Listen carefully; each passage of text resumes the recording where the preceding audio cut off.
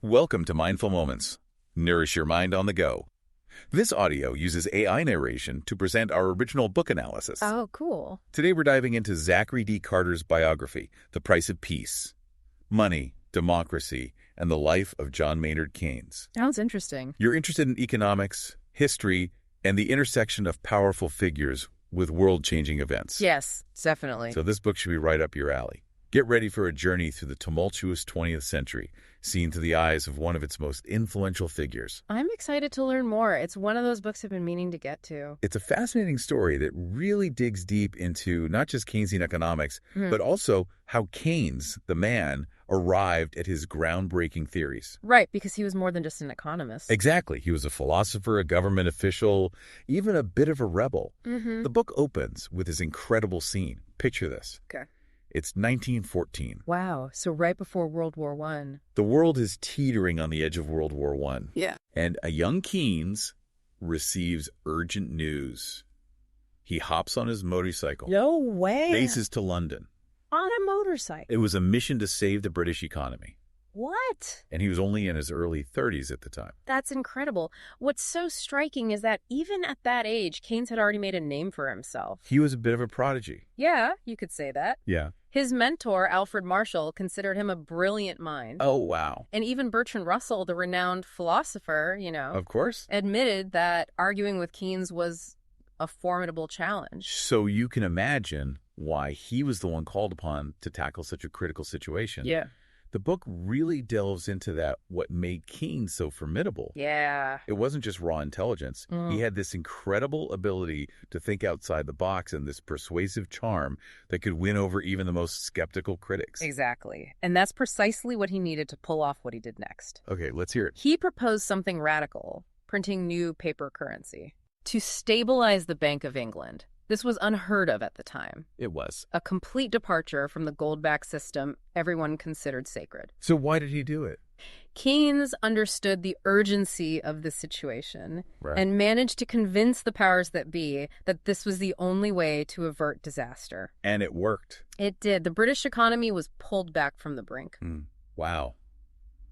It's fascinating how he could be so unconventional and yet so effective. Right. But this wasn't just some dry technical achievement. Not at all. The book shows how Keynes was deeply affected by the human cost of the war. I see. He wasn't just crunching numbers. Right. He was grappling with the immense suffering and the need to prevent such catastrophes in the future.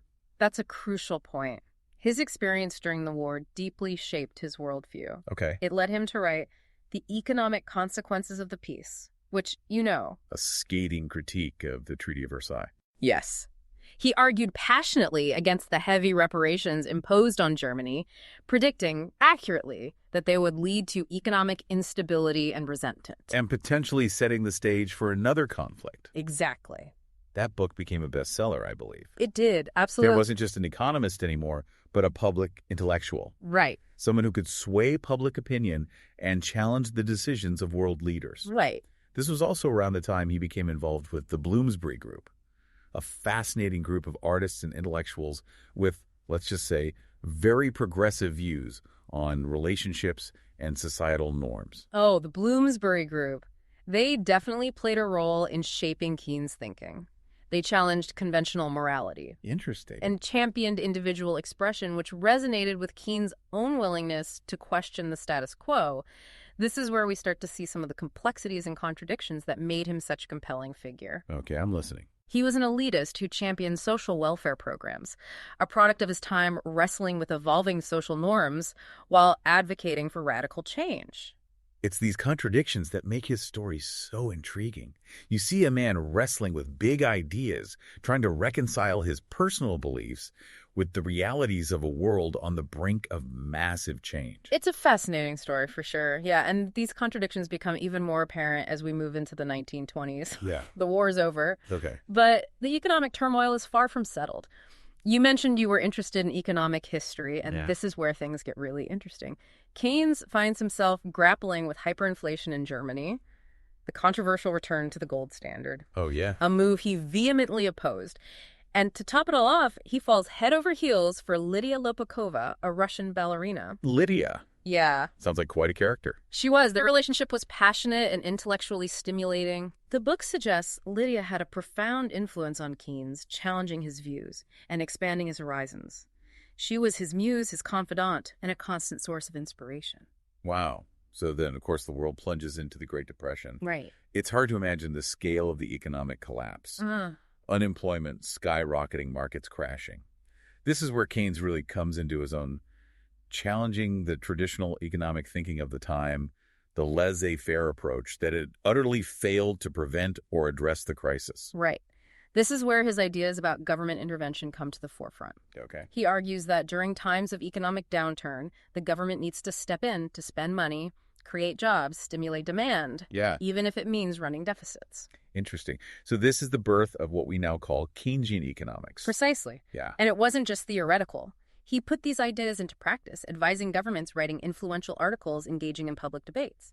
He wasn't afraid to challenge the establishment, to push for policies that he believed would alleviate suffering and restore economic stability. So then World War II breaks out. Right. It seems like Keynes was always at the center of these world-altering events. He was. And once again, he's called upon to help manage the British economy during wartime. This time, though, his ideas are embraced more readily. Yeah. The war effort demanded massive government spending, and Keynesian principles provided the framework for managing this unprecedented level of economic intervention. So the book talks about his role in shaping the post-war economic order, particularly the Bretton Woods system, which established the International Monetary Fund and the World Bank. Right. Keynes was a key figure in those negotiations. Okay. He envisioned a system that would promote international financial stability and cooperation, preventing the kind of economic nationalism that had contributed to the rise of fascism. He wanted to create a more just and equitable global economic system, one that would foster prosperity and prevent future conflicts. It's amazing how his ideas, which were once considered radical, became so influential in shaping the post-war world. But amidst all of this, his health is declining. Yeah. He never stopped working, though. Even as his body weakened, his mind remained sharp, and he continued to write, advise, and advocate for his vision of a better world. He died in 1946, but his legacy continues to shape economic thinking and policy to this day. It's incredible how one person could have such a profound impact on the world. So where do we see his influence today? Keynesian economics has had its ebbs and flows in popularity, but its core principles are deeply embedded in modern economic thought and policy. Governments around the world use fiscal and monetary policies to manage their economies, intervening in markets to try and smooth out the bumps in the economic cycle. Social safety net programs like unemployment insurance and Social Security, which Keynes championed, are cornerstones of modern welfare states. But haven't there been criticisms of Keynesian economics? Absolutely. No economic theory is without its flaws or critics. Right. The stagflation of the 1970s, with its combination of high inflation and slow growth, posed a significant challenge to Keynesian orthodoxy. Right. The book talks about Milton Friedman and the Chicago School of Economics, which advocated for a return to free market principles, a sort of counter-revolution against Keynesian interventionism. Yeah. Friedman and his followers argued that government intervention often does more harm than good, distorting markets, creating inefficiencies and leading to inflation. They believed in the power of free markets to self-regulate and generate prosperity. They had a profound impact on economic policy, particularly in the 1980s, with the rise of neoliberal policies under leaders like Ronald Reagan and Margaret Thatcher. So it seems like the debate between these different approaches to managing the economy continues today. It does. The global financial crisis of 2008 led to a renewed interest in Keynesian solutions as governments stepped in to bail out banks and stimulate their economies. The debate over the role of government, the effectiveness of fiscal and monetary policies, and the balance between market forces and regulation is ongoing. And as we grapple with new challenges like climate change and rising inequality, we're likely to see these debates intensify. The Price of Peace paints a compelling portrait of a man who lived through extraordinary times and whose ideas continue to resonate today. It's a reminder that economics isn't just about abstract theories, it's about people's lives and the choices we make as a society. Makes you wonder what Keynes would say about our current economic landscape. Oh, yeah, for sure.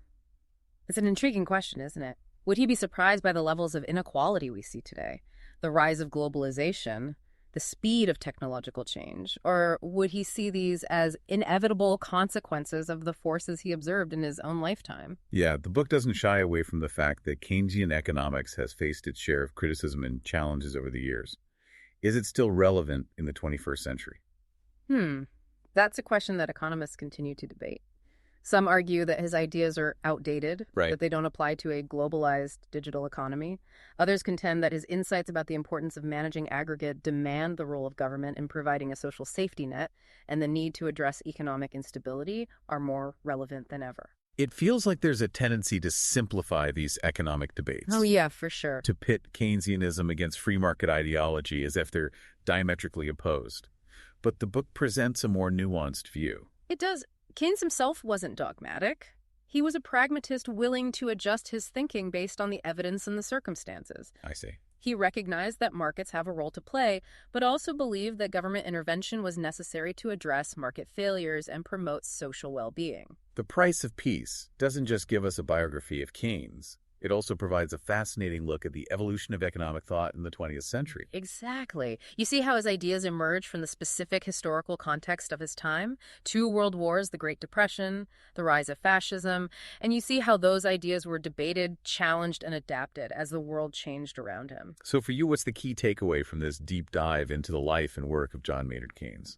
I think it's the importance of challenging assumptions, of thinking critically about how our economic systems work and whether they're serving the needs of society as a whole.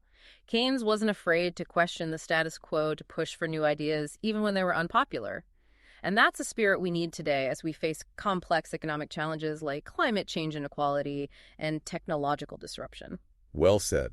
If our listeners are intrigued by the ideas we've discussed today and want to learn more about the life and legacy of John Maynard Keynes, we highly recommend picking up The Price of Peace by Zachary D.